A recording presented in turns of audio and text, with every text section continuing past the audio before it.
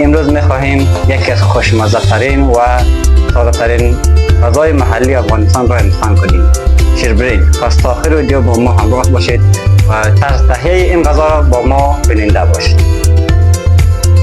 خب دوستا، برای تهیه شیربرنج فقط چند مواد ساده نیاز داریم: شیر، آب، برنج و مقدار نمک.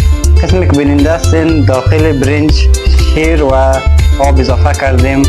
حالا خوب شورش میتین تا خوب مخلوط شود. حالا یک ذره نمک اضافه میکنیم.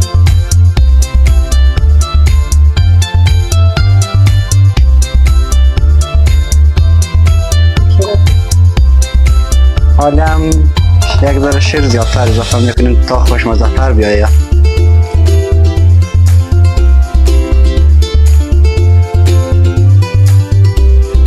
خب دوستا، حالی برنج را با شیر میگذاریم آرام آرام بپزد. اینجا عجله منی ندارد، هرچی آرام تر بپزد خوشمزه تر می شود.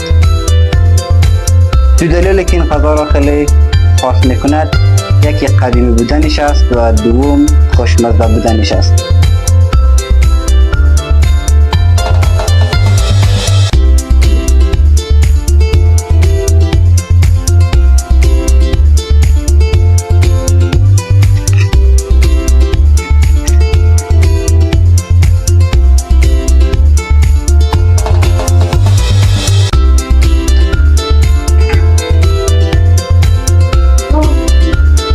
بسم الله الرحمن.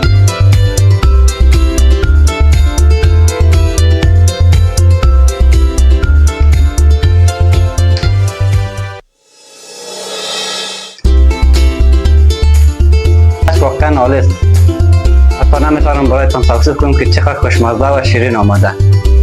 حتما در خانه یک بار پخته و امتحانش کنید.